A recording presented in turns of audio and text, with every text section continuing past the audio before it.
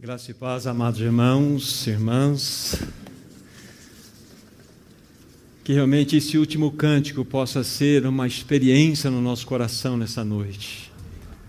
Que o Espírito Santo venha agir em nós, entre nós, como Ele já está fazendo. Nós nos submetemos a esse governo maravilhoso, pois uma igreja cristocêntrica é uma igreja que é governada pelo Espírito Santo. Uma igreja que é cheia do Espírito Santo é uma igreja cristocêntrica. Então nós vamos clamar ao Senhor que Ele nos ajude nessa noite, que a Sua palavra venha ao encontro do nosso coração. Ele nos trouxe aqui porque Ele deseja falar algo.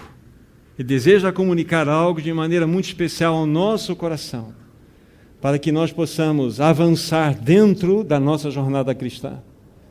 Realmente seja um tempo de revelação no seu coração, no meu coração.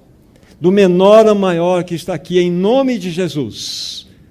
Que todos possamos receber a palavra do Senhor e ela venha frutificar, produzindo aquelas quantidades que, de fato, alegram o coração do nosso amado Senhor. A 30 por 1, a 60 por 1 e a 100 por 1 dentro da colheita.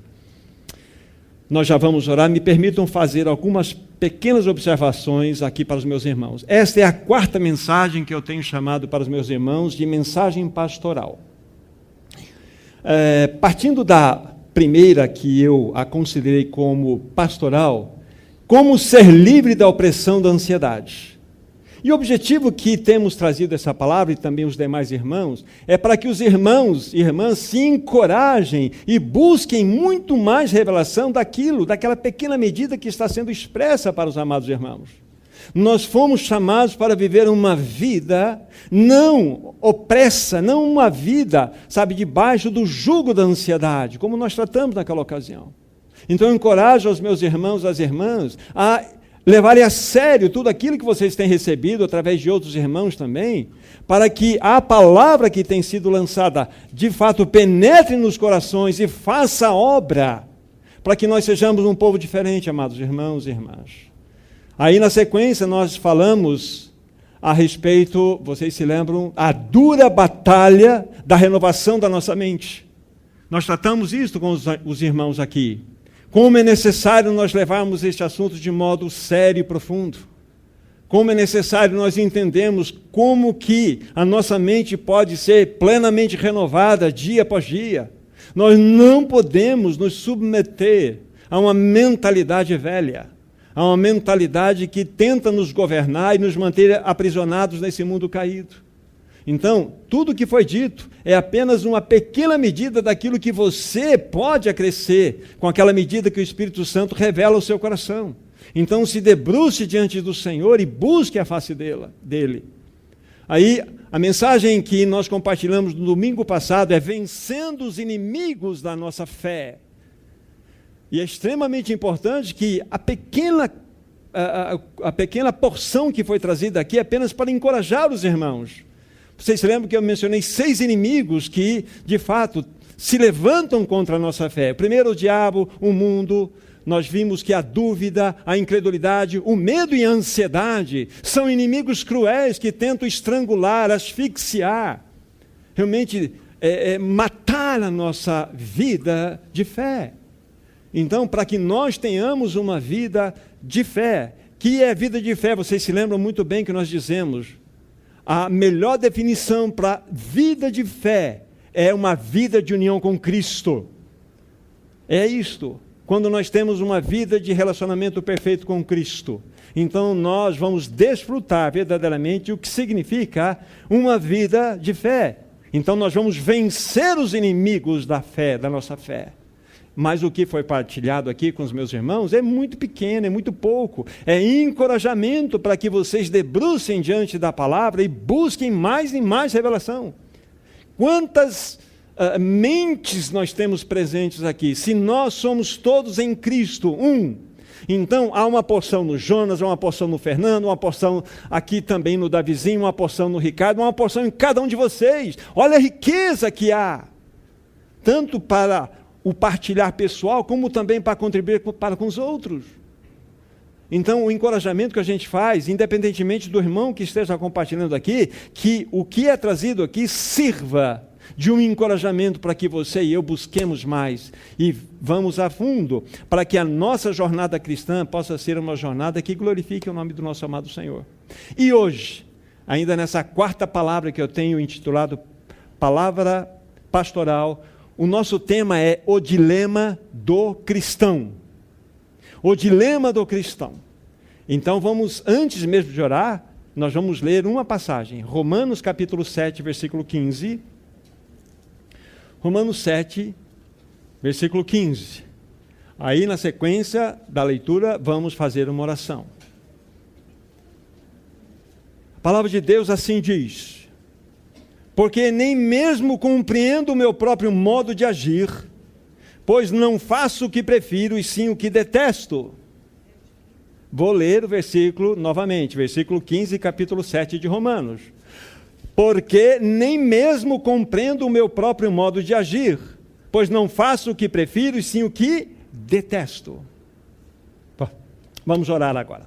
Amado Pai Celestial, por tua infinita graça e bondade, nós te pedimos nessa noite, abra o nosso entendimento, para que possamos compreender a tua palavra.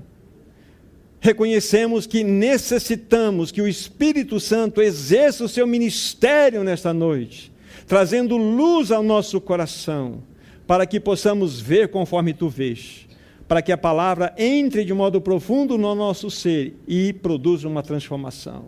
É o que te pedimos, em nome do nosso amado Senhor Jesus. Amém. Qual é o nosso tema? O dilema do cristão. Agora, uma coisa que eu digo para os meus irmãos: para quem esta mensagem será dirigida, ela está sendo dirigida? Para todo aquele, ou para todo cristão que se encontra à beira do desespero. Como assim? Para todo cristão que se encontra à beira do desespero. Há muitos irmãos e irmãs que têm um desejo honesto, um desejo fiel para expressar a imagem do seu amado Senhor. Mas chega num determinado momento, este irmão, essa irmã, fala assim: eu não compreendo o meu próprio modo de agir, porque eu faço o que detesto e não faço aquilo que eu quero. Isso não acontece com você, meu irmão, minha irmã? Para quem esta mensagem é dirigida? Para todo aquele irmão, aquela irmã que tem sede da água da vida, que tem uma sinceridade, uma honestidade de buscar na fonte que é Cristo, o saciar da sua sede. Essa mensagem é dirigida para aquela pessoa, aquele irmão, aquela irmã que está cansada de viver uma vida de fracasso espiritual. Cansado de dizer: não compreendo o meu próprio modo de agir, pois não faço o que prefiro, e sim o que detesto. Está pegando em nós, está pegando em nós. Vocês já ouviram essa ilustração? Ela é muito pobre, mas ela ajuda a nos pensar. Já ouviram falar das qualificações de cristãos que há? E uma delas em particular mostra muito a realidade da maioria de todos nós, se não de todos nós. Cristãos tipo pato, mais ou menos, tem buscado dar um testemunho sincero da sua fé, mas tem sido esmagado por um sentimento de derrota constante. É para aquele que tem sido vencido por suas próprias paixões. Não compreendo o meu próprio modo de agir, pois não faço o que prefiro, sim o que detesto. Aqui está o livro de Romanos para nós. Por isso que a nossa temática hoje é o dilema do cristão. Amados irmãos, nós precisamos, como nós oramos, que o Espírito Santo nos socorra nesta noite, mostrando-nos o verdadeiro caminho de um andar que agrada o nosso Deus, que agrada o nosso Senhor. O Senhor deseja ensinar a cada um de nós um andar que agrade o seu coração, mas anote e guarde lá o que eu vou dizer. Um andar que agrada o Senhor não é um andar perfeito, porque Ele sabe quem nós somos, mas é um andar coerente. É um andar que faz com que duas coisas combinem de modo perfeito, o seu discurso com a sua vida. O andar coerente precisa ter essa combinação perfeita. O seu discurso deve ser a expressão da sua vida. O Senhor não requer de nós aquilo que nós jamais poderemos dar a Ele. Então, o andar que agrada o Senhor não é um andar de inerrância, de infalibilidade, de impecabilidade. Não. O andar que agrada a Deus é um andar coerente. É um andar que verdadeiramente é de acordo com o coração do Senhor. Então, cada um de nós pode dar testemunho, tanto no que se aplica ao nosso relacionamento conjugal, que é o mais próximo, relacionamento de educação de filhos com os nossos irmãos, no nosso trabalho, e nós começamos a observar pela ótica do outro quem nós somos. Somos reativos, temos pensamentos às vezes estranhos, nós já vamos falar sobre isso. Há algumas situações que mostram verdadeiramente que há uma batalha dentro de nós. Há um dilema dentro de nós. O que nós vamos fazer agora? Nós vamos verificar alguns textos da palavra de Deus que nos mostram, que nos revelam o andar que de fato traz alegria ao nosso Senhor, ao coração dele, agrada a Ele. Ou seja, vamos mostrar textos que se aplicam a uma vida cristã normal. Todos já leram, ou praticamente todos aqui, o livro do Watchman Nee, Uma Vida Cristã Normal. Pense só no título, não precisa nem ler dentro o seu conteúdo, que é impressionante. Uma vida cristã normal. Por que uma vida cristã normal? Porque é possível que nós vivamos na anormalidade. Porque é possível que nós tenhamos uma vida cristã que não seja normal. Ela é anormal. E o Senhor deseja que nós sejamos enquadrados dentro da normalidade. Então vamos ver alguns textos, nós vamos citá-los na sequência para os irmãos, e depois vamos fazer algumas considerações. Primeiro desses textos, primeira epístola de João, capítulo 2, versículo 15. O que nós estamos fazendo agora é olhando alguns textos na perspectiva da palavra do Senhor, que nos mostram um andar que agrada o coração de Deus, que agrada o nosso amado Senhor. Primeira epístola de João 2, versículo 6. Primeira epístola de João 2, 6. Diz aí a palavra: aquele que diz que permanece nele, esse deve andar assim como ele andou. Eu permaneço em Cristo, eu fui colocado em Cristo, nós já vamos ver isso com detalhes. Você está em Cristo, você permanece nele, então ande como ele andou. Discurso e vida. Coerência.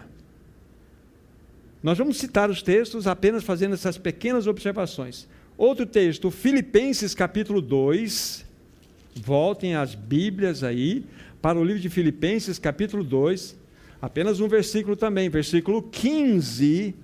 Vejam, por favor, a orientação do apóstolo Paulo àqueles irmãos em Filipos. Filipenses 2, verso 15.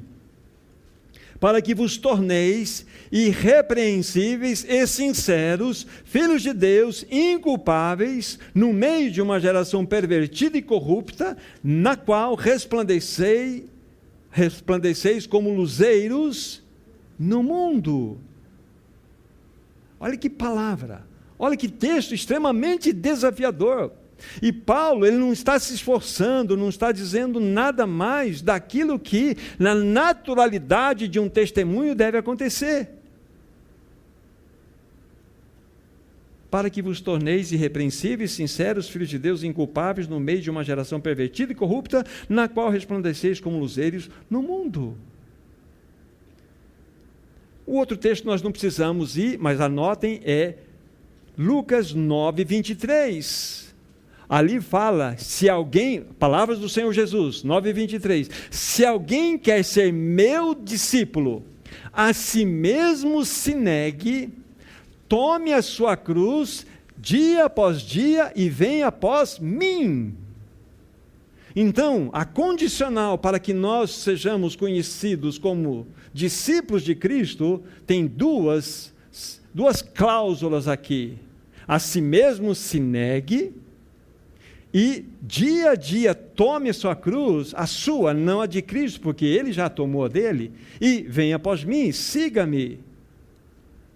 O que nós estamos fazendo? Vamos refrescar nossa mente. Estamos vendo algumas passagens das Escrituras Sagradas que nos mostram um caminho, um andar que agrada a Deus. Você diz que permanece em Cristo, então ande como Ele ande. Ah, você está em Cristo, então você é um luzeiro. Você é parte de uma geração inculpável. Você deve resplandecer nesse mundo como luz. Esse é o andar que agrada a Deus. Também não precisam ir lá, mas anotem Lucas 14:33. Quando o Senhor Jesus está falando a respeito daqueles que desejavam segui-lo, chega no final da sua colocação, ele vai dizer o seguinte: e aquele que não renunciar a tudo quanto tem, não pode ser meu discípulo. Então, para que nós sejamos discípulos e seguidores de Cristo, nós precisamos renunciar a tudo o que nós temos, o que nós somos. Vocês percebem a força de cada um desses textos? O que nós estamos trazendo à luz para os irmãos, por enquanto, antes de nós falarmos do próprio dilema do cristão, é que o andar conforme o coração de Deus tem estas características. Vocês se lembram que 1 Coríntios 6, versículo 19, tem um texto precioso, eu quero que vocês abram nesta passagem específica, 1 Coríntios, capítulo 6, versículo 19. Vai nos mostrar algo mais profundo do que nós estamos falando até o momento. 1 Coríntios 6, 19. Paulo está chamando a atenção daqueles irmãos e chega a um determinado momento, verso 19, repetindo o capítulo 6, 1 Coríntios: acaso não sabeis que o vosso corpo é o santuário do Espírito Santo que está em vós, o qual tendes da parte de Deus? Agora olhe esse final, Marquinhos, olhe esse final. Olha o final. E que não sois de vós mesmos. Você não é seu, você não se pertence mais. Então, para que nós possamos compreender a medida de um andar que agrada o nosso Deus, esses textos precisam ser, esses e tantos outros, precisam ser colocados um pertinho do outro, para vermos a força daquilo que traz algo que agrade o coração do nosso Deus. Não precisam ir lá, mas anotem 2 Coríntios 5, verso 15. 5, verso 15, lá no 14 está escrito: o amor de Cristo nos constrange, julgando nós isto, se um morreu por todos, logo todos morreram. Aí no versículo 15 nós temos essa expressão maravilhosa aqui, diz assim: e ele, Cristo, morreu por todos, para que os que vivem não vivam mais para si mesmos, mas para aquele que por eles morreu. Então, Milton, você morreu em Cristo. Você não se pertence mais. Agora a sua vida é para aquele que por você morreu e ressuscitou. Olha só que texto forte para nós. Isso tudo dentro do quadro que estamos nesse momento apresentando aos irmãos, de uma vida que de fato agrada ao Senhor. Agora eu quero que vocês abram comigo em Colossenses, no capítulo 3, versículo 13. Extremamente prático agora, não somente assim as colocações mais gerais, mais teológicas, mas bem prática, ou práticas. Colossenses 3, versículo 13. Quer viver uma vida que agrada a Deus? Veja o que diz o versículo 13. Suportai-vos uns aos outros, perdoai-vos mutuamente, caso alguém tenha motivo de queixa contra outrem. Assim como o Senhor vos perdoou, assim também perdoai vós. Isso pega muitos irmãos. Irmãos, no nosso andar, na nossa jornada, a gente tem raspa-raspa, a gente tromba, a gente acaba tocando no outro, provocando faíscas. Mas a palavra de Deus está mostrando que nós devemos suportar os outros. Suportar aqui não é aguentar aquele que você julga ser chato. O suportar aqui é você colocar o seu ombro e levar o mais fraco para que ele possa avançar. Não só esse aspecto, mas você deve perdoar e também ser perdoado. Há um motivo de queixa? Então, vá à luta. Não deixe esse assunto para depois. Isso é um assunto prático. Querem viver de tal forma que agrade a Deus? Aqui está algo impressionante. Voltem para Efésios, quero que vocês me acompanhem também lendo. Efésios capítulo 5, versículo 20. Algo extremamente simples, mas que mostra-nos o caráter de uma pessoa que foi regenerada e que deseja viver de tal forma que agrada ao seu Senhor. Efésios 5, verso 20. Dando sempre graças por tudo a nosso Deus e Pai, em nome do nosso Senhor Jesus Cristo. Um coração regenerado, um coração que foi completamente ganho deste mundo, um coração que não se pertence mais, é um coração que tem gratidão no coração. Você levantou pela manhã, os teus lábios precisam ser aí balbuciados, você tem que mexê-los com ações de graças. Muito obrigado, Senhor. A noite não foi fácil, mas louvado seja o teu nome. Louvado seja o teu nome. Quero entregar esse dia, esta manhã, diante de ti. Vá diante de mim, seja a minha vanguarda, seja a minha retaguarda, coloque a sua mão sobre mim, sobre a minha esposa, sobre os meus filhos, sobre a tua igreja. Senhor, vá diante de nós, nos dê coração de agradecimento. Isso é um meio pelo qual você vive e isso agrada ao teu Senhor. Não precisa ir lá, mas em 1 Pedro 1,16 está escrito: sede santos, porque eu sou santo. Nós fomos chamados para a santidade. E santidade aqui, amados irmãos, não é inerrância, nem perfeição absoluta, nem impecabilidade. Santidade é quando você é separado para uso exclusivo de Deus.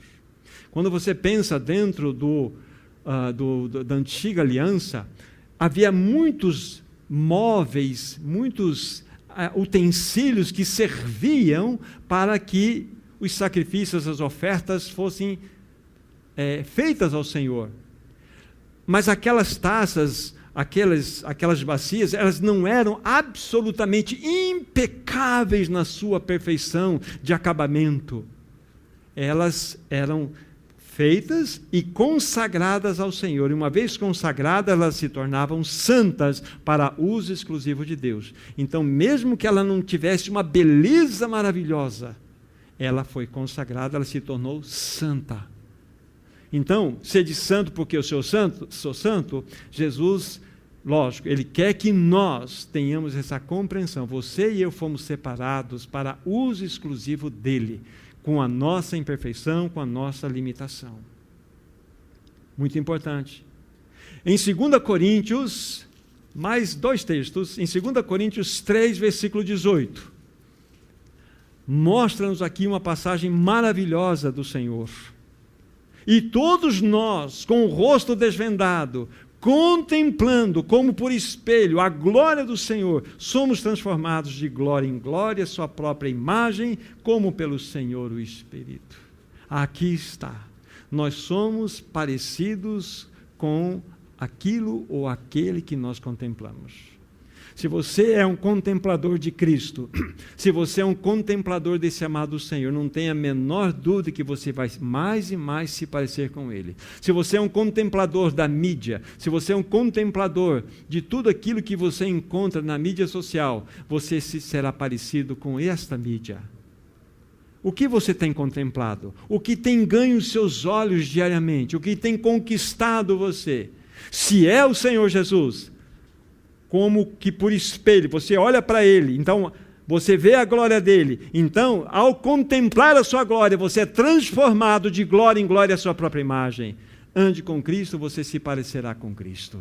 Esse é o texto, essa é a realidade. Então vejam que textos maravilhosos nós temos aqui, mostrando-nos o andar que agrada o Senhor. E um que também não precisa abrir, Romanos 8, 28 e 29, onde vocês têm lá, né? Todas as coisas cooperam para o bem daqueles que amam a Deus, daqueles que são chamados segundo o seu decreto. Porquanto aos que de antemão conheceu, também os predestinou para serem conformes à imagem do seu Filho. Então, há uma predestinação sim, mas a predestinação aqui não é conforme se anuncia lá fora. A predestinação aqui é o seguinte: Chico, você foi predestinado a se parecer com Cristo. E todos os caminhos e arranjos serão feitos pelo Espírito Santo para que isso seja alcançado.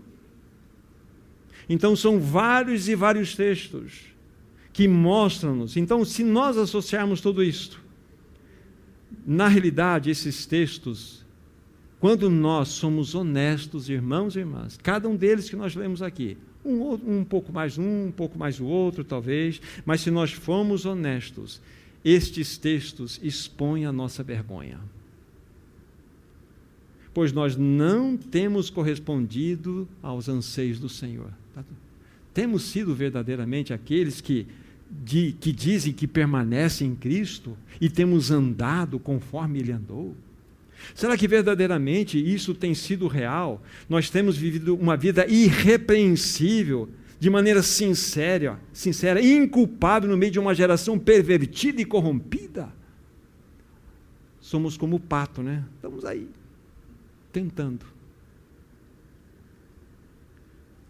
Na realidade, irmãos e irmãs, nós não somos o que Cristo gostaria que fôssemos. E não estou falando de perfeccionismo, nem de impecabilidade, nem de inerrância, e sim de vida coerente. O meu discurso tem que combinar com a minha fala. Quando Jesus disse, deixai, pois, vir a mim as criancinhas, porque delas o reino dos céus.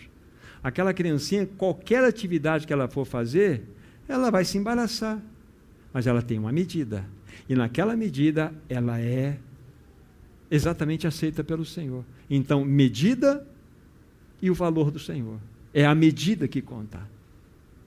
Então, o Senhor tem dado uma medida para você, seja fiel a esta medida, nem mais, nem menos. Isso é um andar coerente. Mas o fato é que o Senhor deseja que nós sejamos algo, vamos dizer, ou alguém que de fato expresse esse andar de tal forma que o nome dele vai ser honrado. Há uma dura palavra que Paulo deixou registrada aos seus patrícios, na realidade. Quando ele escreve Romanos, no capítulo 2, vão comigo lá, por favor. No capítulo 2, então, ele vai exortar os seus patrícios, os judeus, e vai trazer uma palavra muito forte, e nós queremos fazer com que, eu quero fazer com essa palavra reverbere também para nós no que tange o nosso testemunho. É capítulo 2 de Romanos, verso 24. Pois como está escrito, o nome de Deus é blasfemado entre os gentios por vossa causa. Os judeus eram aqueles que receberam todo o oráculo de Deus, todas as direções de como deveriam sacrificar, de como deveriam ofertar, tudo. Todas as coisas.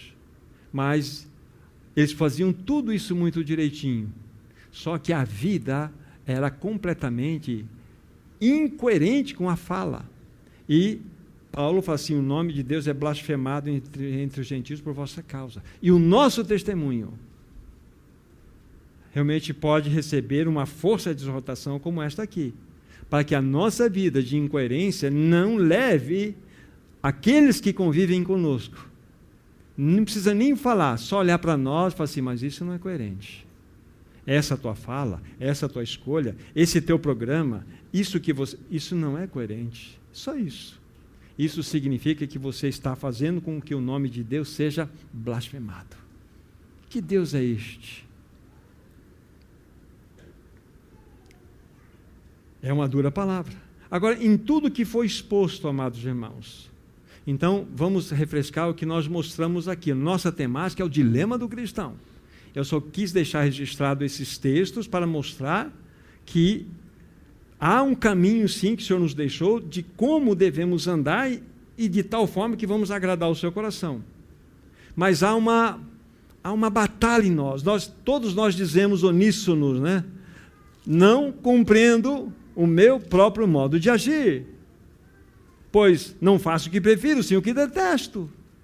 Isso tem sido, no maior ou menor grau, a experiência de muitos.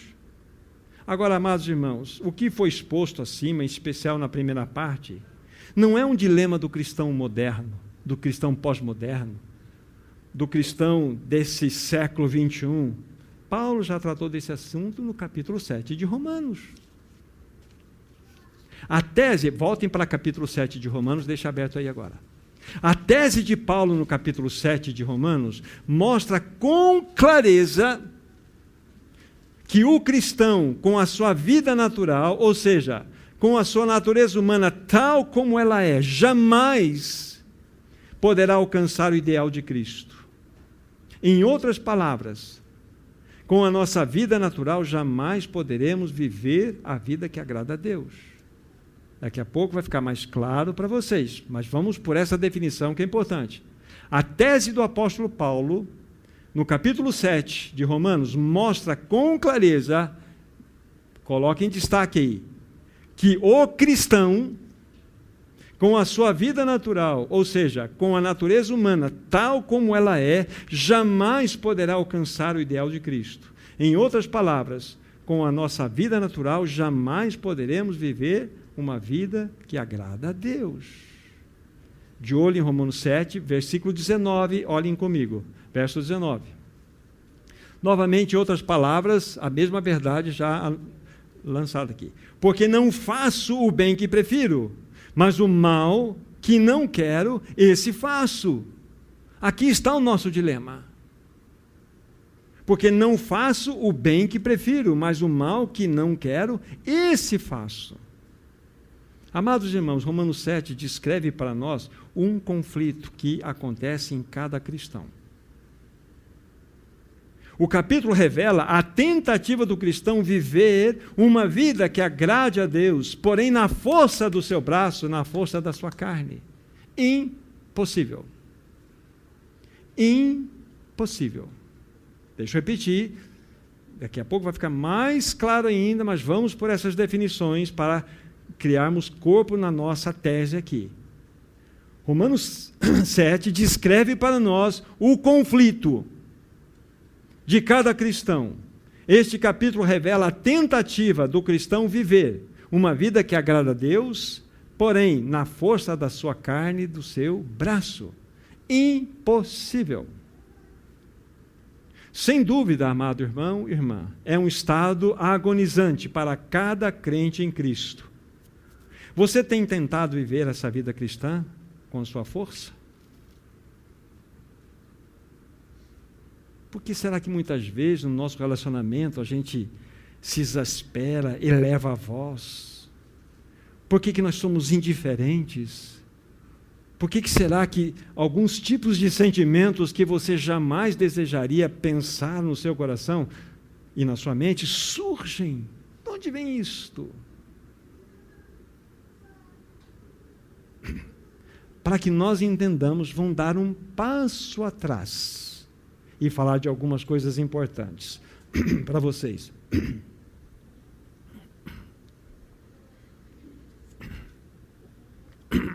Esse passo atrás significa o quê? Quero dizer o quê? Todos nós, amados irmãos e irmãs, todos nós nascemos pecadores. Todos nós, indistintamente aqui. Nascemos pecadores, portadores de uma natureza caída, propensa para o mal de modo muito natural. Todos nós aqui nascemos da mesma forma, com uma natureza pecadora e inclinada ao mal. É uma natureza caída. Olhem, por favor, deixa o dedo em Romanos 7, Jeremias 13, versículo 23. Esse é o quadro de todos aqueles que nascem nesse mundo. Jeremias 13, verso 23. Jeremias 13, 23. Olha o que o texto diz da palavra aí. 13, verso 23. Pode acaso o etíope mudar a sua pele, ou o leopardo as suas manchas, então podereis fazer o bem, estando inclinados ou acostumados a fazer o mal? Aqui está a clara descrição de uma pessoa que nasceu nesse mundo. Pode acaso o etíope mudar a cor da sua pele? Pode o leopardo mudar as suas manchas? Então vocês poderiam fazer o bem estando inclinados ou acostumados a fazer o mal? Esta é a palavra de diagnóstico para todos nós que nascemos nesse mundo. Nascemos assim, inclinados a fazer o mal, inclinados a nós mesmos, ao nosso enorme ego que cresceu em nós depois do pecado. Essa é a realidade. Agora, pela bondade e misericórdia, quando nós nascemos de novo, pela graça do Senhor, nós ganhamos uma nova natureza, uma nova vida. Quando um dia o Espírito Santo nos visitou, como nós há pouco cantamos aqui, fomos convencidos do pecado, da justiça e do juízo. Vimos quem éramos e vimos o que Cristo desejava e desejou fazer de nós, uma nova criatura, nos dar uma nova vida, nos dar a sua vida, nos dar uma nova natureza. Então, quando nós nascemos de novo pela graça, nós ganhamos essa vida de Cristo, essa nova natureza, e passamos a ter uma nova vida. Contudo, extremamente importante, contudo, ao nascer de novo, a nossa velha natureza não foi, e ela não será, ela não é extirpada ou erradicada de nós. Ela continua presente em nossas vidas. Anotem isso. Quando você nasceu de novo, você ganhou uma nova vida, nova natureza em Cristo Jesus. Não foi extirpado de você, não foi erradicado de você a tua velha natureza, inclinada para o mal. O novo nascimento é alguém que possui uma nova vida, uma nova natureza, e também aquele que nasceu de novo possui uma vida natural, a sua velha natureza, dentro dele. É exatamente a tese do apóstolo Paulo no capítulo 7 de Romanos. Então, o novo nascido é alguém que possui sim uma nova vida, a vida de Cristo, a nova natureza, mas também é alguém que possui, ou continua possuindo a sua velha vida, a sua vida pecadora, vida inclinada ao mal. Há dentro de nós duas forças contrárias. Vamos ver? Deixa o dedo aqui, Gálatas capítulo 5, versículo 17. Gálatas 5, verso 17. Gálatas 5,17 mostra-nos que há essas duas forças contrárias agindo em nós. Há uma guerra, um conflito em nós. Gálatas 5,17 assim diz: porque a carne milita contra o espírito e o espírito contra a carne, porque são opostos entre si, para que não façais o que porventura seja o vosso querer. Você tem um querer, mas há uma batalha dentro de você entre o espírito e a carne, para que esse teu querer não seja manifesto. Não compreendo o meu próprio modo de agir, pois eu não faço o que quero, e sim o que detesto. Olha, eu quero, mas não consigo. Então há uma força dentro do regenerado que o impulsiona a essa realidade oposta às verdades do Espírito. Irmãos e irmãs, quando nós compreendermos isto, Romanos 7 irá trazer luz a respeito dessa batalha.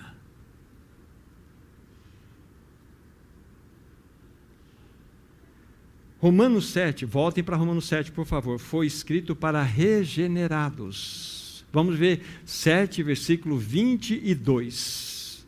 Romanos 7, versículo 22. Porque no tocante ao homem interior, olha essa expressão na sequência: tenho prazer na lei de Deus. No tocante ao homem interior, tenho prazer na lei de Deus. Um ímpio não tem prazer na lei de Deus. Ele não pode ter prazer na lei de Deus. Paulo está dizendo, no tocante ao homem interior, tenho prazer na lei de Deus. Amados irmãos, na velha criatura não tem conflito. A velha criatura não tem guerra dentro dela. Guerra para quê? Fugir do quê? Se ela ama o pecado, está inclinada unicamente à realidade do pecado. Na velha criatura não há conflito, não há batalha, não há milícia. Por quê? A velha criatura, o homem sem Cristo, o ímpio, vai fazer tudo aquilo que a sua vida natural, naturalmente, o inclina a fazer. Simples assim. Guarde isso. Na velha criatura não há conflito, não há batalha. Lembre-se quando eu falei para vocês que, para quem é dirigido esta mensagem? Para aqueles cristãos que estão em desespero. Com honestidade, com fidelidade, têm buscado se parecer mais com Cristo, mas de repente falam assim, não compreendo o meu próprio modo de agir. Eu quero fazer o bem, mas eu acabo fazendo o que detesto. Percebe um conflito interno aqui? Paulo está nos descortinando aqui algo extremamente importante. Romanos 7, amados irmãos, descreve a experiência de um nascido de novo. Agora, de olho em Romanos 7, nós vamos ler numa tacada só do versículo 15 ao 24, e depois vamos nos deter nesse último versículo em especial, o que é o 24. Porque nem mesmo compreendo o meu próprio modo de agir, pois não faço o que prefiro, sim o que detesto. Ora, se faço o que não quero, consinto com a lei que é boa. Nesse caso, quem faz isto já não sou eu, mas o pecado que habita em mim. Porque eu sei que em mim, isto é, na minha carne, não habita bem nenhum. Pois o querer o bem está em mim, não porém efetuá-lo. Porque não faço o bem que prefiro, mas o mal que não quero, esse faço. Mas se eu faço o que não quero, já não sou eu quem o faz, e sim o pecado que habita em mim. Então, ao querer fazer o bem, encontro a lei de que o mal reside em mim. Porque no tocante ao homem interior, tenho prazer na lei de Deus, mas vejo nos meus membros outra lei guerreando contra a lei da minha mente. E me faz prisioneiro da lei do pecado que está nos meus membros. Aí o grito, desventurado homem que sou, quem me livrará do corpo desta morte? Então nós vimos o contexto, ele culmina nessa, vamos dizer, nessa expressão forte do versículo 24, desventurado homem que sou, quem me livrará do corpo dessa morte? Amados irmãos, este clamor não é de um ímpio, não é de um ímpio. Esse clamor é de uma pessoa que nasceu de novo. Somente uma alma liberta pode clamar dessa forma. Esta linguagem é de alguém regenerado. Este gemido pertence a alguém que busca comunhão com Cristo. Um ímpio não clama dessa forma. Um ímpio não grita dessa maneira. Ele não disse aqui, né? Desventurado homem que sou, quem me ajudará a melhorar a minha carne? Ele não grita isso aqui. Quem me ajudará a melhorar a minha carne? Não. Quem me livrará do corpo dessa morte? Ele estará conosco até que nós ganhemos um corpo glorificado, gente. Todo cristão sofre quando faz coisas que desagradam ao Senhor. Não é isso com você? Se você é um regenerado, às vezes você disse uma palavra para alguém, seja uma pessoa próxima, alguém mais distante, o Espírito Santo vai te cutucar, vai te incomodar, vai te entristecer, vai mexer com você. Se você é um filho de Deus, você vai se incomodar. Às vezes você passou diante dos teus olhos em situações impuras e você flertou com aquilo, você é um filho de Deus, aquilo vai te incomodar, você vai ficar chateado, o Espírito Santo vai começar a mostrar que aquela tua atitude, aquela sua situação desagradou o Senhor. E quando isso ganha um avanço numa proporção maior, você vai chegar nesse clamor: desventurado homem que sou, quem me livrará do corpo dessa morte? Extremamente importante. Um detalhe, amado irmão e irmã. Olha, você pode ver 80, 90, 100 anos na sua carne, com a sua Bíblia debaixo do braço, frequentando todas as reuniões, partindo o pão, pode frequentar. Você fala assim: acha que eu vou melhorar. Vou melhorar. Aí você não melhora. Mas o Senhor vai te presentear, você vai viver por 150 anos, por 200 anos, por mais 500 anos, por mais 1000 anos, por 10.000 anos. Você continuará o mesmo. Porque o lugar da nossa carne caída é a cruz. É a cruz. Lembre-se, quando você nasceu de novo, não foi erradicada de você a sua natureza. Por isso esse conflito dentro de você. Por isso que você não compreende por que você é tão agressivo muitas vezes, depois você se arrepende. Por que eu disse aquilo? Por que eu fiz aquilo? Por que eu reagi dessa forma? Não é que você não seja uma nova criatura. É porque você está nessa situação. Eu não compreendo. Você está em desespero. E quando você chegar no versículo 24, é a bênção. Irmãos, não existe um cristão na face dessa terra que não passe por Romanos 7. É verdade que uns mergulham de cabeça e ficam um tempão aqui, não é o propósito de Deus. Ou em maior ou menor grau, todos nós passamos por isso aqui, e eu tenho absoluta certeza, não tenho medo de errar, que todos estão presentes aqui, estão sofrendo de certa forma com isso aqui. Lá no teu coração você sabe que eu estou falando a verdade, porque é bíblico. Nós temos dentro de nós uma realidade, irmãos, que precisa ser tratada. Mas precisamos compreender, primeiramente, o que Romanos 7 quer nos mostrar. Agora vamos listar, é apenas uma citação de Efésios. Vamos para o livro de Efésios, por favor. Efésios, já vou dar o capítulo para vocês. No capítulo 4, nós vamos fazer uma lista de alguns pecados que estão presentes na nossa vida. E esses pecados desagradam o Senhor, mas eles estão por aí. Efésios capítulo 4, a partir do versículo 25.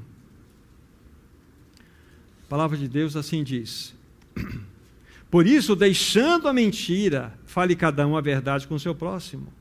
Porque somos membros uns dos outros. Irai-vos e não pequeis. Não se põe o sol sobre a vossa ira, nem deis lugar ao diabo. Aquele que furtava, não furte mais. Antes trabalhe fazendo com as próprias mãos o que é bom, para que tenha com que acudir ao necessitado. Não saia da vossa boca palavra torpe, nenhuma palavra torpe, e sim unicamente a que for boa para edificação, conforme a necessidade.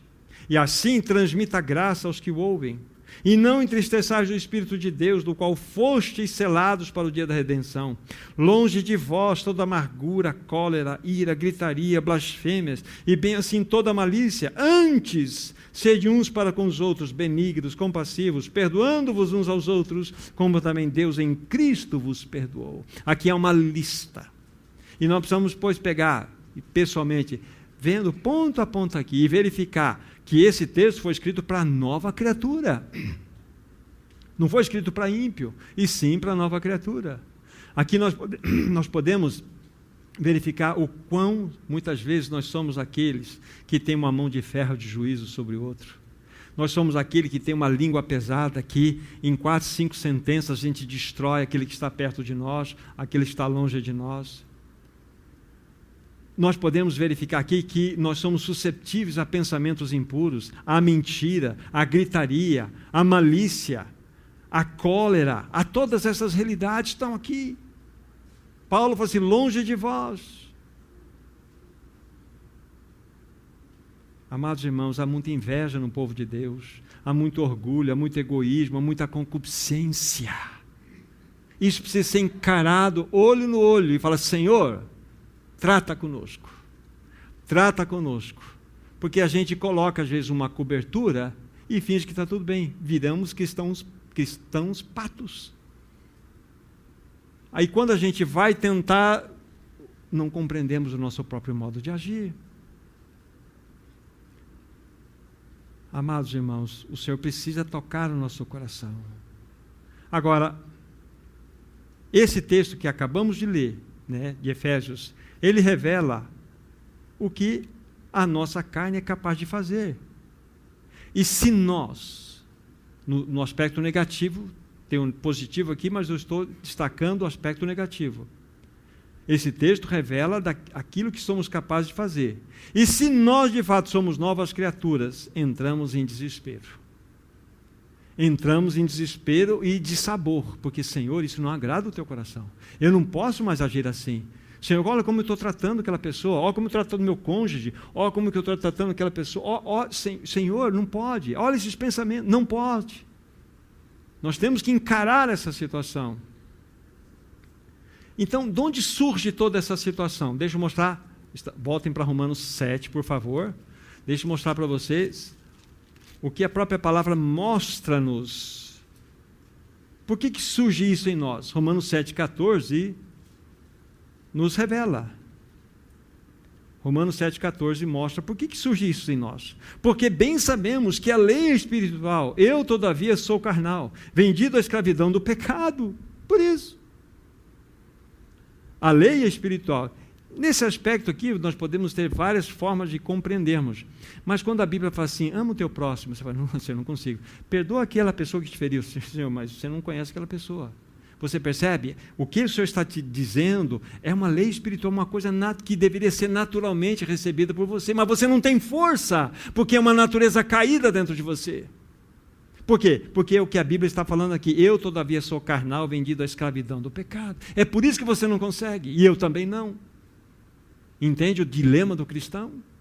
Então, nós precisamos levar esse assunto a sério. Aí está. Agora, o que nós vamos fazer, com a graça de Deus, agora, né, até o final, nós precisamos ir para o verso 25. Porque vimos o quadro do dilema cristão. Depois de Paulo mostrar, desventurado homem que sou, quem me livrará do corpo dessa morte? O 25 é muito pontual. Nós não vamos avançar mais do que o versículo 25 hoje, mas é suficiente para dizermos muitas verdades aqui. Graças a Deus por Jesus Cristo nosso Senhor, de maneira que eu, de mim mesmo, com a mente, sou escravo da lei de Deus e segundo a carne da lei do pecado. Essa primeira parte, muito importante. Graças a Deus por Jesus Cristo, é uma pessoa. E todos nós, pela graça de Deus, que um dia tivemos a experiência do novo nascimento, podemos ter absoluta convicção que Cristo habita no nosso coração. Ele precisa ser expresso em nós. Irmão, somente a vida de Cristo pode conceder a nós uma vida que agrada a Deus. Lembre-se, Ele habita em você. Davizinho, ele habita no seu coração.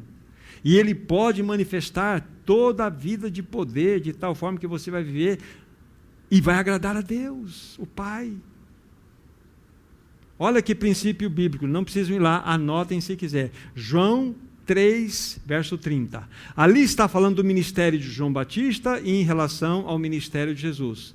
Convém que ele cresça e eu diminua, diz João.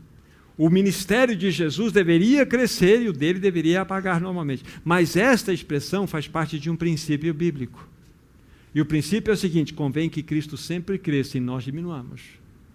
É isso que tem que acontecer, Severino, em você. Cristo precisa crescer, crescer, crescer e você diminuir, diminuir, diminuir. Esse é o ponto. Quanto mais Cristo cresce em você, mais você diminui. Só a vida de Cristo tem o poder em nós de fazer com que vençamos aquela luta, aquele conflito, mas ninguém. Daqui a pouco vocês vão entender algo muito importante.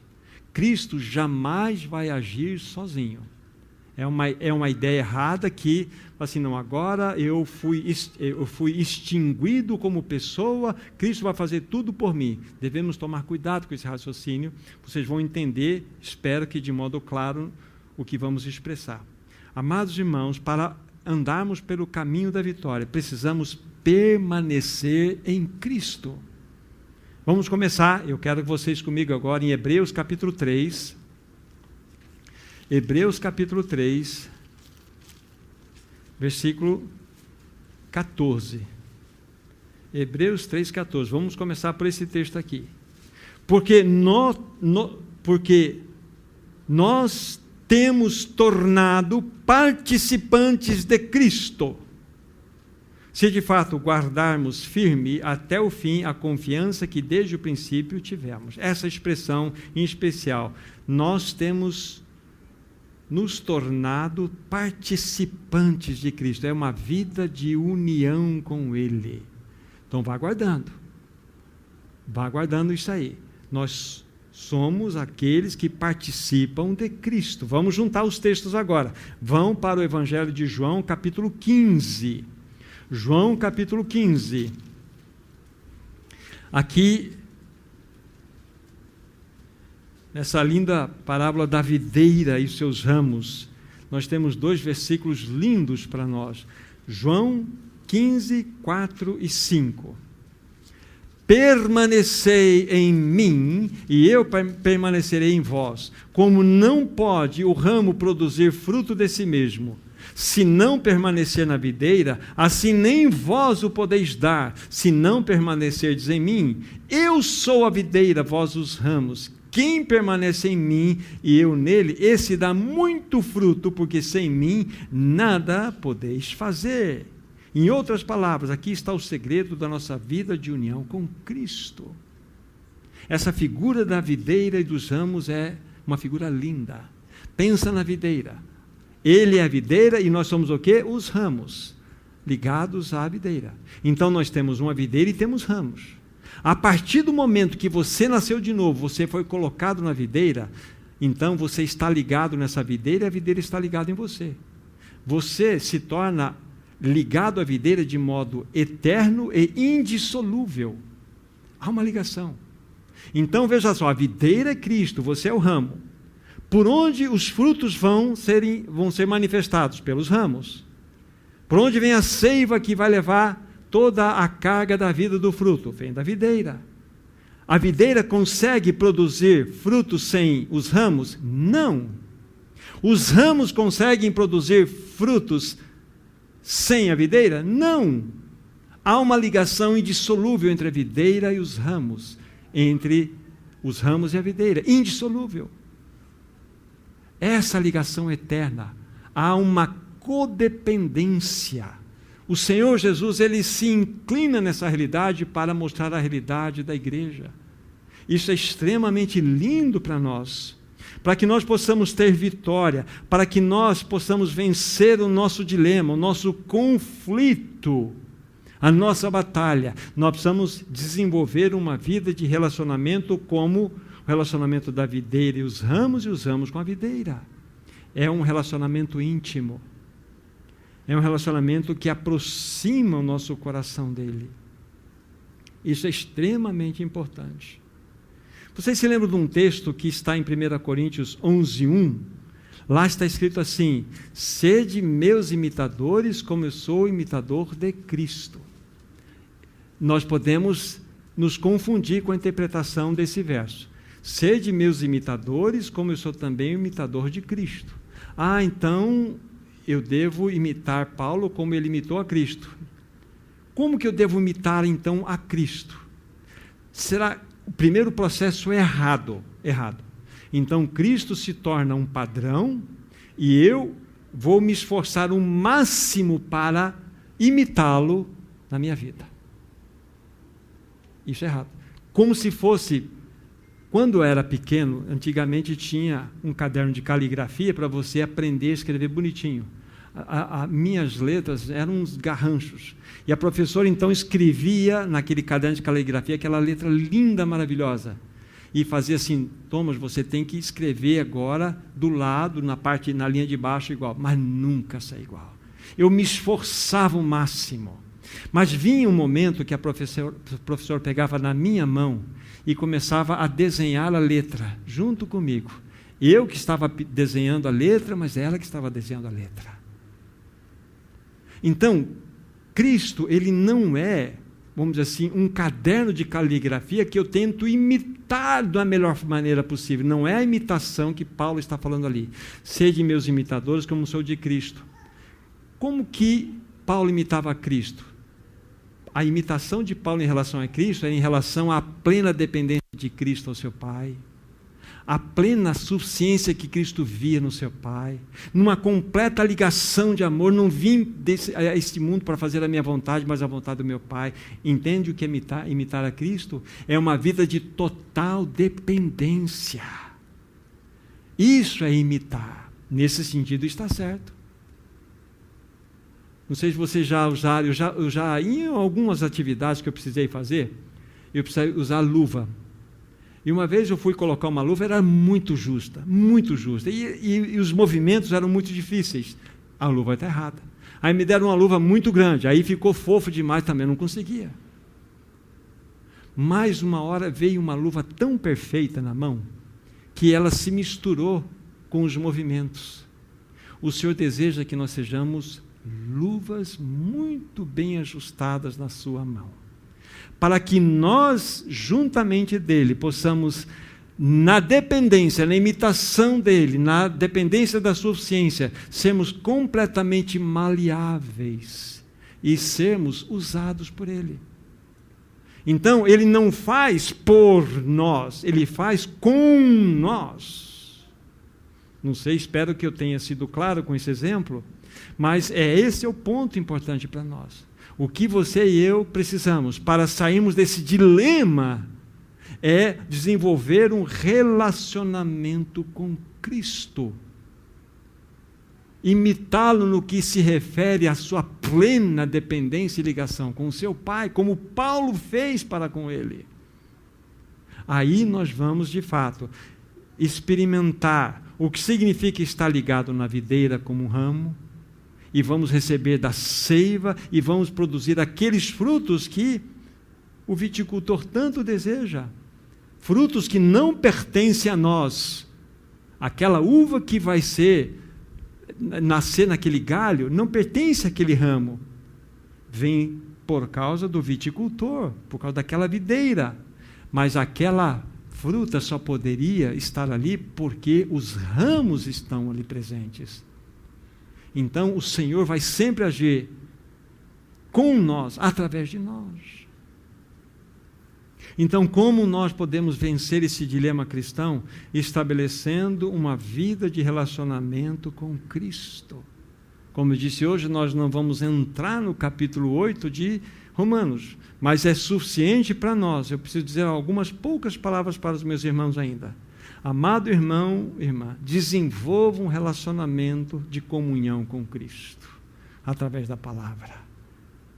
Um relacionamento de devoção, conversa com Ele, como você conversa com qualquer pessoa, entenda, não estou sendo irreverente aqui, mas você não precisa ter uma linguagem religiosa para falar com Ele, conversa com Ele, abra o seu coração, desenvolva esse relacionamento com Cristo.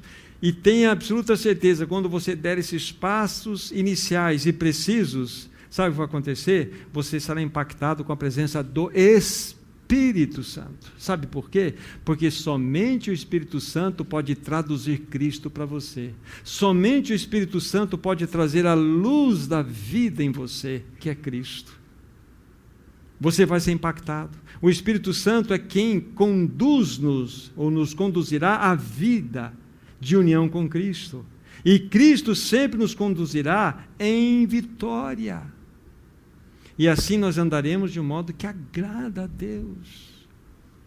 O conflito, ele pertence a nós. Há esse dilema, em maior ou menor grau. E é possível que nós vamos experimentar isso ainda, mas nós não vamos criar barraca aqui, nem fazer tenda, no capítulo 7.